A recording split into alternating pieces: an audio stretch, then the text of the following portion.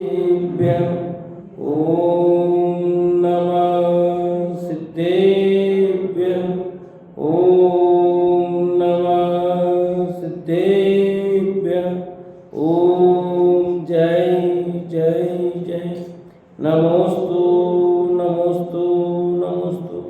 नमो अर्यन्ताणं नमो सेताणं नमो ऐरियाणं नमो वजायाणं नमो लोये सवसाणं। जम जस जम्मि देसे जैन विहाणेन जम्मिकालम्मि नादं जिनेन नियदं जम्मं वा वर्णं वा तमतस्स तम्मि देसे तेन विहाणेन तम्मिकालम्मि नादं जिनेन नियदं कोसक्कदिवारेदुं इंदुवात जिनिंदुवा एवं जो निश्चेदु जानदि दवाणि सवपजाय सोस दिट्ठी शुद्धो जो संकदि सो को दिट्ठी। बोले जिनवाणी मात की जय हो। बोले श्रुति मात की जय हो। सलाह का पुरुष ग्रंथ ऋषभ देव के गर्भ जन्म कल्याण हो गया। दीक्षा कल्याण की तैयारियां शुरू कर देते हैं। ऋषभ देव का वैराग्य। एक दिन सैकड़ों राजाओं से घिरे हुए राजा ऋषभ देव सिंहासन पर विराज रहे थे। Page number 108। भक्ति विभोर इंद्र ने ऋषभ देव को प्रसन्न करने की भावना से अप्सराओं और गंधर्वों का नृत्य कराना प्रारंभ किया। उस नृत्य ने राजा ऋषभ देव के मन को मोह लिया। सो ठीक ही है। शुद्ध स्फटिक मणि भी लाल रंग के संसर्ग से लाल हो जाता है। इसी बीच एक घटना घटी। राजा ऋषभ देव के दरबार में नृत्य करते करते बीच में ही नीलांजना की मृत्यु हो गई। दर्शकों के मनोरंजन में विघ्न हो एतदर्थ तत्काल वैसी इंद्र द्वारा अन्य दिवांगना उपस्थित कर दी गई। लोगों को पता ही नहीं चला कि नृत्यांगना बदल गई है, पर ऋषभ देव की सूक्ष्म दृष्टि से बात छुपी न रह सकी। ऐसा समझे ऋषभ देव के जन्मदिन का अवसर है और जन्मदिन मनाया जा रहा है, नृत्य गान हो रहा है। और यहाँ उदाहरण दिया कि वे मनमोहित हो गए। तो जैसे स्फटिक मणि का उदाहरण दिया, लाल रंग का डंठल लगाए तो लाल हो ही जाता है। ऐसे ऋषभ देव भी वहाँ का माहौल जो था उस माहौल से वो मोहित तो ही गए थे। परंतु अब क्या घटना घटती है कि नीलांजना की मृत्यु होती है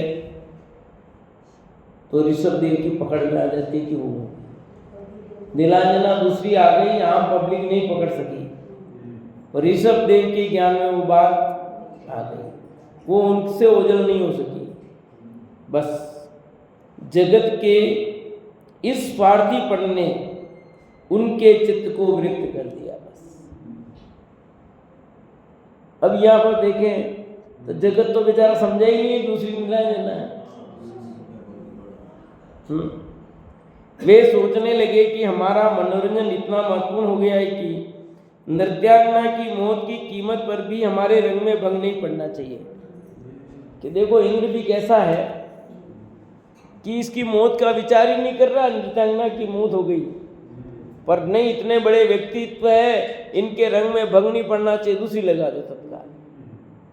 ये जगत की स्वार्थीपन आम पब्लिक के पकड़ में नहीं है। बात तो सही है, पर इंद्र की तो पकड़ में आई थी ना। उसने तो जाना ही था और उसने सोच समझ के ही बेची थी वैसे भी इनको वैराग्य हो जाए।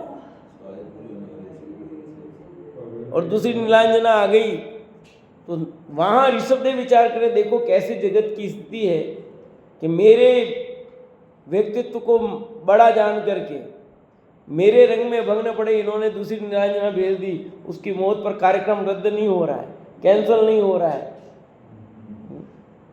और अपन भी करते हैं क्या कैंसिल कार्यक्रम? बताओ, देखिए किसी की मौत हो जाए तो, घर में मौत हो जाए, घर में शादी हो, मौत हो जाए तो क्या कार्यक्रम कैंसिल करते हैं? क्या करते हैं? ढक दो,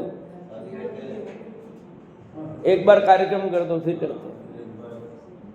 मरने वाला तो मर ही गया, अब हाथ पीली कर दिया तो अपन भी ऐसे करते हैं भैया। पर नीलांजना की मृत्यु को देख करके ऋषभदेव को वैराग्य हो गया। वे जगत की स्वार्थ वृत्ति को भाग गए और वे वन जंगल की ओर चल देते हैं। देखो, जगत के इस स्वार्थीपन ने उनके चित्त को विरक्त कर दिया। वे सोचने लगे कि हमारा मनोरंजन इतना महत्वपूर्ण हो गया कि नृत्यांगना की मौत की कीमत पर भी हमारे रंग में भंग नहीं पड़ना चाहिए। सामने वाले का मौत हो गई, कोई परवाह नहीं किसी को। यहाँ एक प्रश्न हो सकता है कि मौत तो उन्होंने पहले भी देखी थी, किन्होंने? ऋषभदेव ने। नीलांजना की मौत ही उनके वैराग्य के निमित्त क्यों बनी? वस्तुतः नीलांजना की मृत्यु कारण नहीं बनी, बल्कि जगत की निष्ठुरता और स्वार्थीपना देख उनका दिल दहल गया। वे सोचने लगे, जगत के जीव बड़े स्वार्थी हैं, निष्ठुर हैं। जहाँ इनका स्वार्थ सत्ता हो, वहाँ दूसरों की पीड़ा की ये किंचित भी परवाह नहीं करते। सारी दुनिया ऐसी है, जहाँ अपना स्वार्थ सत्ता हो, हम दूसरों की पीड़ा की चिंता नहीं करते हैं। पहला अपना स्वार्थ। कितने जीव अपने हाथ से पैर से मर जाते, रोज बोलो। लोग पैर दे दे करके निकल जाते, नहीं दिख जाते। अभी पहलगाम में जो हुआ, मौत दे करके भी लोग दौड़े कि नहीं दौड़े? अपने को बचाओ पहले, सामने मौत पड़ गया, उसको उठाने के चक्कर में अपन मर जाएंगे। वो दौड़ रहे हैं, कोई रुक नहीं रहा, वहां गोली लग जाएगी फिर अपने को, क्योंकि अपने को बचाएगा ना। सब अपने स्वार्थ को पहले देखेंगे। कैसी मौत की जंजीरें खिंच जाती है, इतनी इतनी घटनाएं घट जाती हैं, पर दिल कांप जाता है, पर वैराग्य कहाँ होता है? ये होता है कि ईंट का जवाब पत्थर से देंगे, ये भावना पैदा हो जाती है, पर वैराग्य पैदा नहीं होता। कब अपनी भी मृत्यु ऐसे आ जाएगी पता नहीं भैया, कौन अपने साथ भी बदसलूकी कर देगा पता नहीं।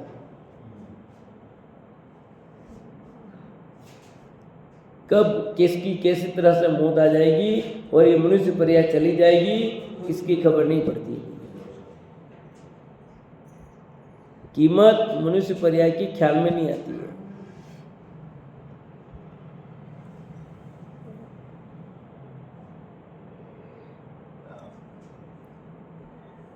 ऋषभदेव ये सब पहले से जानते थे, क्योंकि वे तो ज्ञानी थे, धर्मात्मा थे, पर अभी तक उन्हें वैराग्य क्यों नहीं हुआ?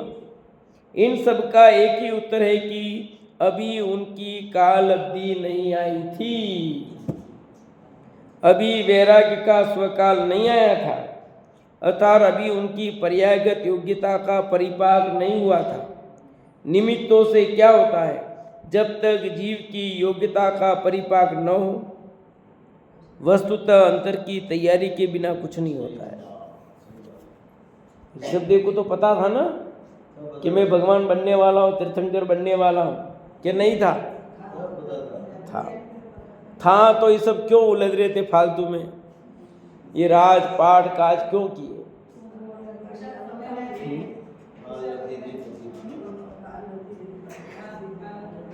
जैसे उन्हें वो पता था तो उन्हें ये भी पता था कि मुझे ये भी करना है। ये क्यों भूल जाते हो आप? उन्हें ये भी पता था कि भगवान बनने वाला हूँ, उसके पहले राजा बनूंगा, राजकाज में ये करना पड़ता, ये नहीं पता था उनको? क्या है? तुम खाली उस चीज को ही क्यों ले रहे हो? इसको भी पकड़ो ना पॉइंट, सब व्यवस्थित पकड़ो।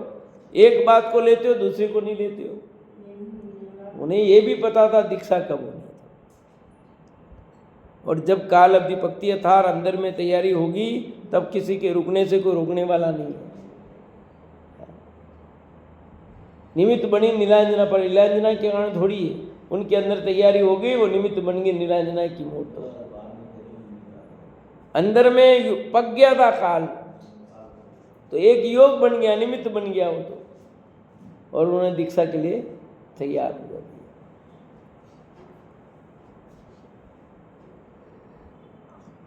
ऋषभदेव तो जन्म से ही क्षायिक समिति थे, अवधि ज्ञानी थे, तीर्थंकर थे, तद्भव मोक्षगामी थे, परंतु जब तक उनकी योग्यता का परिपाक नहीं हुआ तब तक वैराग्य नहीं हुआ। काल अवधि आते ही पांचों समवाय एक साथ मिल गए और उन्हें वैराग्य हो गया। क्या कहा? काल लब्धि आई और पांचों समवाय एक साथ मिले और उन्हें वैराग्य हो गया। पांचों समवाय मिलने चाहिए, और जैसे 5 समवाय कंप्लीट हुए और काम हो गया। ऋषभदेव प्रतिपन्न मति तो थे ही, नीलांजना की निमिष मात्र में अचानक मृत्यु के प्रसंग में ऋषभदेव भव तन भोग से विरक्त हुए और इंद्र के इस सदभिप्राय को समझ गए कि इंद्र ने मुझे प्रतिबोधन हेतु नृत्य के लिए जानबूझकर यही नीलांजना राज दरबार में भेजी है। मुझे वैराग्य में निमित्त बनाने के लिए जानबूझकर भेजी, ये भी स्वीकार कर लिया। वे इंद्र की चतुराई से प्रसन्न हुए और 12 भावनाओं का इस प्रकार चिंतन करने लगे। सचमुच मेरी मनुष्य पर्याय क्षणभंगुर राजभोगों और राग रंग के लिए नहीं है, मैं इतने दिनों तो किसमें उलझा रहा, यही बड़ा अफसोस है। समझा ही नहीं, ये मनुष्य पर्याय भोगों में उलझने के लिए नहीं मिली, मैंने बहुत समय इसमें निकाल दिया, अब बहुत हो गया टाइम पूरा। कितना समय निकल गया, 83 लाख पूर्व निकल गए, और क्या करना है। तब कल्याणक ऋषभदेव को वैराग्य हो गया।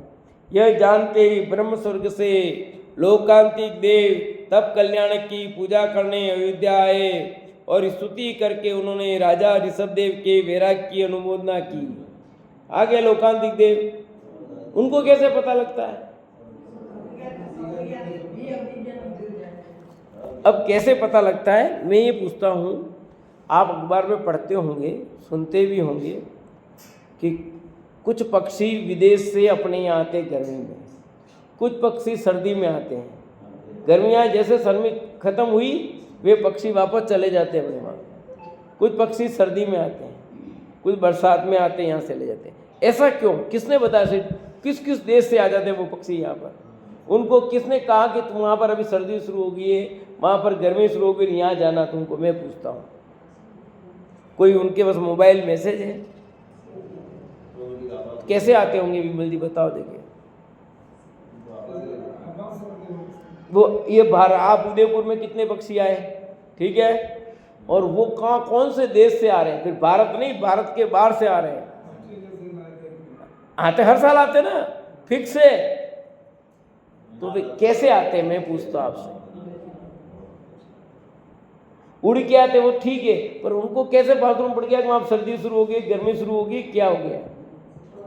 बस उन्हें भी ऐसा स्वतः ज्ञान हो जाता है, एहसास हो जाता है, समझे? उनके भी शरीर में, उनके ज्ञान में ऐसी शक्ति है कि ये क्षेत्र वहां जाना है, उधर जाना है। कौन बताए किस तरह से जाओगे वहां पहुंचोगे, पर सब व्यवस्था ऑटोमेटिक। और इतना अब सर्दी खत्म होगी, वापस रवाना हो जाओ। मौसम के अनुसार उनको भी वहाँ का मौसम चेंज होता है, वो दूसरी देश की ओर जाते हैं। जिधर मौसम होगा उसकी ओर वो गमन करते हैं। उनका भाई इस मौसम में वहाँ रहते, इस मौसम में यहाँ रहते हैं, उनको मौसम एक जैसा चाहिए ना।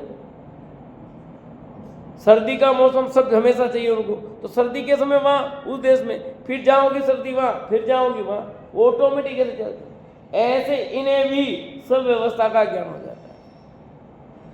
लोकांतिक देवों को भी वहाँ पर स्वतः ज्ञान हो जाता है। जब इन्हें वैराग्य होता है तो वहाँ पर भी बाजे बज जाते हैं, ऑटोमेटिक सब व्यवस्था हो जाती है। जैसे इंद्रासन कंपायमान होता है, जन्म होता है, नरकों में भी एक समय के लिए शांति हो जाती है। ये स्वतः ऑटोमेटिक व्यवस्था है। सूर्य उदित होता है, कमल खिल जाता है। कमल को किसने कहा सूर्य उदित हो गया? मैं पूछता हूँ। सुबह का समय होता, मुर्गा बोलने लग जाता, किसने कहा कि सुबह होने वाली है? मैं पूछता हूँ। बरसात का समय आता है, चिड़िया पीली हो जाती, किसने कहा चिड़िया को तू पीली हो जा? स्वतः होता है कि नहीं? सब कोई कहता है क्या? ये ऑटोमेटिक प्रक्रिया है, सब कुछ हो जाता है, ऑटोमेटिक होता है। ऐसा इसलिए लोकांतिक देवों को भी स्वतः उनका वहां पर जब या वैराग्य उत्पन्न होता है, वहां पर ऐसे कुछ चिन्ह ऑटोमेटिक बदल जाते हैं और वे लोकांतिक देव हाजिर हो जाते हैं। अरे आपके भी मौत आती है तो आपको भी पता लग जाता है कि अब मेरा समय हो रहा है। अब मैं कहूंगा या नहीं कहूंगा वो अलग बात है। पता सबको लगता है, पर कोई कह पाता और कोई नहीं कह पाता है, इतना फर्क है।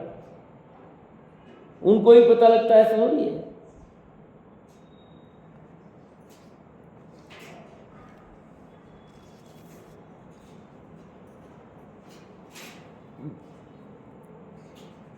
आठ प्रकार के लोकांतिक देव अपने पूर्व में श्रुत केवली होते हैं, वे एक भवावतारी होते हैं। देखो क्या कहा? लोकांतिक देव आठ प्रकार के। आठ प्रकार के लोकांतिक देव अपने पूर्व में श्रुत केवली होते हैं। पूर्व में ने पहले वाला भव में वे एक भव अवतारी होते। एक भव अवतारी मतलब एक भव तो अभी लोकांतिक देव का और अगले भव में मोक्ष जाएंगे, ऐसा।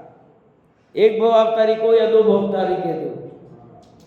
उनके लोक का अंत आ गया, इस कारण उन्हें लोकांतिक कहते हैं। लोक का अंत होने वाला है, ये बाल ब्रह्मचारी समझ लो। वे ऋषभदेव की स्तुति करते हुए कहने लगे, हे नाथ, आप केवल ज्ञान के प्रकाश के द्वारा अज्ञान में डूबे हुए संसार के उद्धार में सन्निमित्त बनेंगे। आपके द्वारा दर्शाए धर्म तीर्थ को प्राप्त करके भव्य जीव इस संसार समुद्र को कीड़ा मात्र में पार कर लेंगे। आपकी वाणी भव्य जीवों के कल्याण का कारण बनेगी। प्रभु, आप धर्म तीर्थ के नायक हो। हे प्रभु, आप स्वयंभू हो। आपने मोक्ष का मार्ग स्वयं जान लिया है। आपकी दिव्य वाणी प्रत्येक आत्मा के लिए स्वयंभू स्वरूप को समझाएगी। कौन कह रहा है ये सब? लोकांतिक देव। किसको कह रहे हैं? ऋषभ देव को। कब कह रहे हैं? उन्हें वैराग्य हो गया, उस वैराग्य की अनुमोदना करने आए हैं और वे ऐसी स्तुति कर रहे हैं कि आदिनाथ कैसे हैं? आप क्या बनोगे कि भविष्य में कुछ समय बाद भव्य जीवों के अज्ञान को दूर करने में निमित्त बनोगे, है ना? आप संसार समुद्र को कीड़ा मात्र में पार कर लेंगे, इस प्रकार की स्तुति कर रहे वे। फिर ब्रह्म स्वर्ग के देव आगे कहते हैं, लोकांतिक देव कौन से स्वर्ग के हैं? कौन सा स्वर्ग है? ब्रह्म स्वर्ग। कौन से नंबर का है? 5वां स्वर्ग। ठीक है, 5वें स्वर्ग में इंद्र और देव दूसरे भी रहते हैं, पर लोकांतिक देवों का निवास भी 5वें स्वर्ग में। अच्छा, 8 दिशा में रहते, 10 में तो नहीं रहते, 10 में तो नहीं रहते हैं, 8 पर 10 दिशा में है। और वो 5वें स्वर्ग से अलग ही है, ब्रह्म स्वर्ग में अन्य देव भी रहते हैं, इंद्र भी है ब्रह्म, परंतु इनकी व्यवस्था 5वें स्वर्ग में होने के कारण ब्रह्म स्वर्ग कहलाती है। हम आपको प्रतिबोधने वाले कौन कौन कह रहे हैं? लोकांतिक देव कह रहे हैं, हम में कहाँ ऐसी सामर्थ्य है? हमारा तो मात्र शिष्टाचार है, इससे नियोग ही कहना चाहिए। ये एक व्यवस्था, तुम्हें भी आना है यूं। वस्तु तो आप तो स्वयं बुद्ध हैं। भव्य जीव चातकवत आपकी दिव्यधनी रूप अमृत वर्षा की आशा से आपकी ओर निहार रहे हैं, अतः आप शीघ्र ही दीक्षा लेकर स्वरूप में सावधान होकर केवल ज्ञान प्राप्त कर भव्य चातकों को दिव्यधनी का अमृत पान कराओ। हम आपको क्या संबोधन करें, हमको भी आता है कुछ कहने के लिए, आपको हम क्या कहें, आप तो खुद जानते हो, ऐसा कह करके फिर कहा जाता ना। तो ऐसे ही यहाँ पर भी लोकांतिक देवों को कहना तो है, और ये भी जानते हैं ये तो स्वयं बुद्ध हैं, पर अब क्या करें, नियोग क्या भाई, आप मिलने गए तो बेटी जा रही है तो ध्यान रखना, ऐसा करना, बेटी पर मम्मी को कहती है कि तुम ध्यान रखना, ये सब व्यवस्था है कहने की, है ना, एक दूसरे को समझाया जा रहा है। तो आप मिलने आओगे तो क्या कहोगे,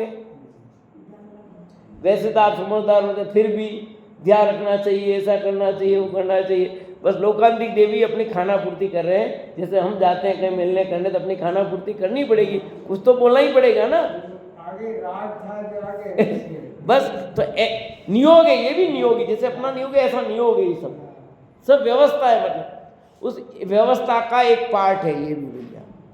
बाकी तो वो नहीं आते तो क्या आदिनाथ वैराग्य दीक्षा नहीं लेते, वो अनुमोदना करने नहीं आते तो नहीं लेते, वो तो ऑलरेडी तैयार है, वो तो एक नियोग है, व्यवस्था है, उस व्यवस्था में वो निमित्त भूत बनते हैं, पार्ट है, समझ लो एक। इस प्रकार ब्रह्मर्षि देवों द्वारा स्तुति किए जाने पर महाराजा ऋषभदेव ने दीक्षा धारण करने का निश्चय कर लिया। थोड़ी बहुत कमजोरी हो तो पक्का हो जाए यूं, ठीक है। ब्रह्मर्षि देव ऋषभदेव के वैराग्य की अनुमोदना करके वापिस ब्रह्म स्वर्ग चले गए वो। अब वो दीक्षा का लड़क मनाने भी नहीं रुकते हुए, अनुमोदना की रवाना, लेते रहना तुम दीक्षा। समझ में आएगी नहीं, राग रंग क्या, दीक्षा ले राग रंग नहीं है, राग हट रहा अब तो। उसी समय इंद्रासन डोलने से सोधर्म इंद्र ने जाना कि ऋषभदेव के तप कल्याणक का समय आ गया है, उसका इंद्रासन कंपायमान होता हर कल्याणक के लिए। अतः वे तप कल्याणक का उत्सव करने सब देव और इंद्रों के साथ अयोध्या है। पांचों कल्याणक में इंद्रासन कंपायमान होता है। आया था ना, प्रश्न पूछा था ना। क्षीर सागर के जल से सम्राट ऋषभदेव का अभिषेक किया। अभी भी अभिषेक होता है, हाँ। सम्राट ऋषभदेव ने बाहुबली को पोदनपुर का राज्य देकर युवराज पद दे दिया। शेष 99 पुत्रों को भी राज्य का भिन्न भिन्न भाग देकर सम्राट ऋषभदेव दीक्षा हेतु पुनः निराकुल हो गए। संसार संबंधी कोई चिंता उन्हें नहीं रही। देखो एक शिक्षा ये भी है, दीक्षा के पहले ऋषभदेव ने सबको बराबर बंटवारा कर दिया, जिसको जो जो देना था दे दिया। इससे अपने को भी शिक्षा ले लेनी चाहिए कि अपने पास जो है पहले बांट दो, सोच अपने माथे पे भार मत रखो, निश्चिंत हो जाओ, काम खत्म। क्योंकि फिर बाद में झगड़ा होगा। ऋषभदेव ने कितनी समझदारी की देख ले, ताकि आपस में झगड़े नहीं, तो भी झगड़े वो अलग बात है पर वो राज्य के लिए नहीं झगड़े वहाँ, ठीक है। वो कि उसकी अधीनता स्वीकार करनी है, तो फिर भी वो बात बनी उनकी तरफ से। ऋषभदेव ने तो अब अलग अलग करेंगे, काम तो होगा। अब जिसका भाग्य तेज होगा वो चक्रवर्ती बन जाएगा, बन जाए। अब धीरू भाई अंबानी, अनिल मुकेश दोनों को, पर एक विश्व में 1 नंबर हो गया, एक रह गया, वो अपने अपने बात की बात है, उसमें कौन क्या करे। बाहर की संपत्ति का बंटवारा हो सकता है, पुण्य का बंटवारा नहीं हो सकता। ज्ञान का भी नहीं होता, पुण्य का भी नहीं होता तो अब उसमें तो क्या करें। ऋषभदेव ने तो न्याय किया, अन्याय नहीं किया, ठीक है ना। और वो चिंता मुक्त हो गए। अब तुम्हारे करते रहो भैया। क्या ऋषभदेव की ज्ञान में नहीं आएगा, केवल ज्ञान हो जाएंगे तब। पर पहले किसको केवल ज्ञान होता वो देखना आपको। ऋषभदेव को हुआ पहले केवल ज्ञान, क्या बाहुबली को हुआ नहीं। ऋषभदेव बाहुबली की बात कर रहा हूं, बाहुबली को हुआ पहले। हाँ, आनंद वीर तो सबसे पहले है।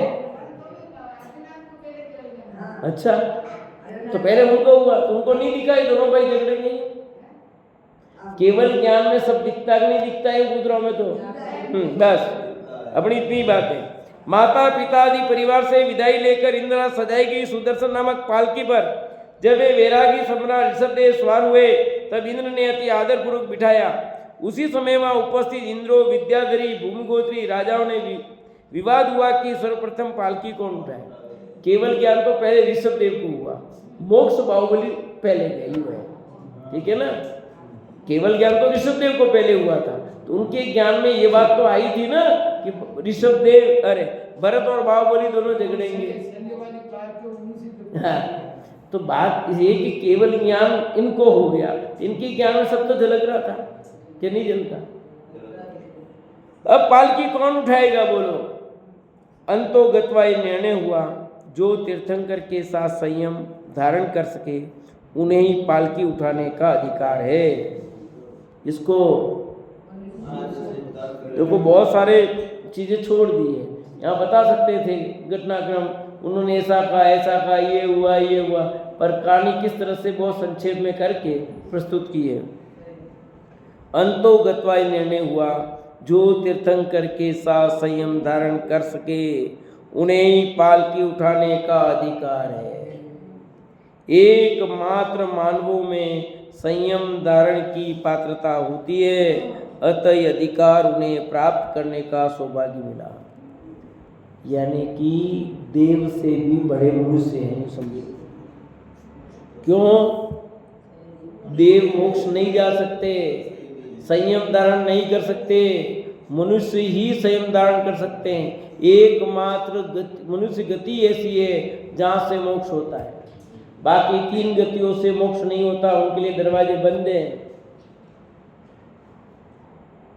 तो आप सर्वोत्कृष्ट हुए कि नहीं हुए? ऐसी सुंदर मनुष्य गति पाई, फिर भी अपन अपना काम नहीं करें और वही 5 इंद्रियों के विषय भोगों में डूब रहे हैं, उलझ रहे हैं, क्या होगा फिर? समय चला जा रहा है, आयु कब पूरी हो जाएगी पता नहीं है, बहुत गई थोड़ी रही, उसमें क्या हो जाएगा पता नहीं।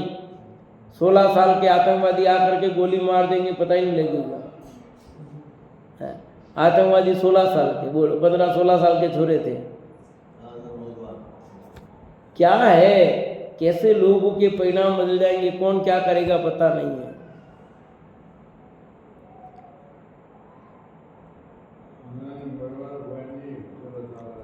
इंद्रों को मानवों से ईर्षा हुई, उन्होंने ऊंचे स्वर में कहा, हे प्रभु, हमें मनुष्य पर्याय पर अपना इंद्र पद न्योछावर करने को तैयार है।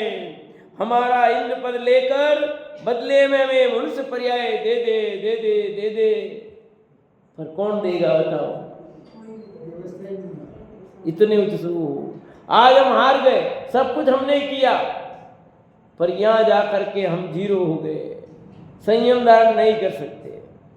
ले लो सब सियासत वैभव ले लो और दे दो ये मनुष्य पर्याय, पर दे सकते हैं क्या? इंद्रपद न्योछावर करने को तैयार है, पर इंद्रपद छोड़ा भी नहीं जा सकता और संयम धारण किया नहीं जा सकता। यह अफसोस ये कि हमें परम सौभाग्य से न केवल मनुष्य को मिला बल्कि उत्तम कुल भी मिला। देखो क्या कहा, प्रथम तो मनुष्य पर्याय मिलनी थी, तो वो मनुष्य पर्याय भी नहीं मिलती, वो मिल गई मनुष्य पर्याय अपने को। कितनी कठिनाई से मिलती है। 1 इंद्रिय से 2 इंद्रिय होना कठिन, 2 इंद्रिय से 3 इंद्रिय, 3 इंद्रिय से 4 इंद्रिय, 4 इंद्रिय से 5 इंद्रिय, 5 इंद्रिय में मनुष्य बनना, और मनुष्य जाति में भी उत्तम कुल मिल गया आपको। उत्तम कुल मिला कि नहीं मिला सबको? और उत्तम कुल में भी श्रेष्ठ जाति मिली। जाति भी श्रेष्ठ, कुल पिता से होता है और जाति माँ से होती है। आया समझ में? तो आपकी माँ भी उच्च और पिता भी उच्च समझो, दोनों तरफ से आपको उत्तम बनाने की। अच्छा क्षोभसम, यानी समझ सको, इतना ज्ञान भी मिला, तत्व ज्ञान कर सको, भेद विज्ञान कर सको। मूंगफली और छिलका अलग अलग है, दाना और छिलका अलग अलग है, ऐसा ज्ञान कर सको, इतनी बुद्धि मिल गई आपको। हाँ, केला और छिलका अलग अलग है, तुमको बुद्धि मिल गई। परिवार की अनुकूलता, बहुत ही दुर्लभ भावना। हाँ, कि परिवार की अनुकूलता भी मिली कि कट्टे हमारे लाड़ी तो यूं जावे, हमारा तो वो यूं जावे, अरे फिर भी अनुकूल है, समझो, समझे। भले मातारी मिली वे, फिर भी वो अनुकूल ही समझो कि तुम मंदिर आ सक रहे हो शांतिपूर्वक, पूजा पाठ कर पा रहे हो, तो अनुकूल समझो। कोई आवे नहीं आवे कोई बात नहीं, अपने को तो रोग नहीं लग रही है क्या, तो अनुकूल है। गोपाल जी बरैया की तो वैसे तो ही अनुकूल वेरा की में निमित्त मानते हैं, उनकी पत्नी ऐसी थी, अपने माने अपना पति या पत्नी ऐसी हो तो यही कम से कम अपने को नहीं रोक ले, वो नहीं आवे तो कोई बात नहीं, अपने को जाने दे रहे हैं। सत्संगति, इतना साधर्मी का जो मेला, इतने साधर्मी एक साथ बैठ कर स्वादेश सत्संगति है। कहाँ मिलते हैं, कहाँ तत्व चर्चा होती है, बताओ। हाँ, आज 20-25-50 लोग बैठ करके अपन की चर्चा करते हैं, कर सकते हैं क्या? हाँ, नहीं तो यहाँ स्वाध्याय नहीं कर सकते हो, यहाँ ये नहीं कर सकते हो, 50 लोग, और यहाँ बैठ करके शांति से आप तत्व चर्चा कर पा रहे हो। हाँ, घर पे कर सकते हो, यहाँ कर सकते हो, आदि सब कुछ मिला, फिर भी हम चेतते नहीं हैं। क्षणिक पर्याय की अनुकूलता में मुग्ध होकर हम अपना अमूल्य मनुष्य भव यूं ही भोगों में गंवा रहे हैं। क्या कहा?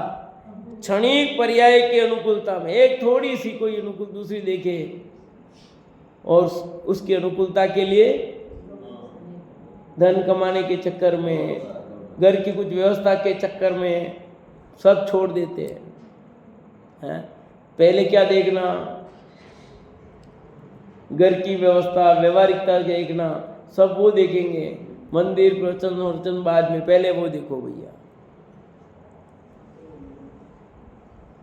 कहीं ऐसा ना हो कि हमें भी कभी पछताना पड़े और देवों की भांति मनुष्य भाव प्राप्त करने की याचना करनी पड़े। हमें देवों और दानवों में हुए संघर्ष से ये सबक सीखना चाहिए कि हम अपना अमूल्य समय व्यर्थ न गंवाएं, संयम धारण कर तीर्थंकरों का अनुसरण करते हुए अपनी मानव पर्याय सार्थक करें। इस प्रकार यह अंक पूरा हुआ। अगला है ऋषभ देव का दीक्षा कल्याणक का प्रसंग।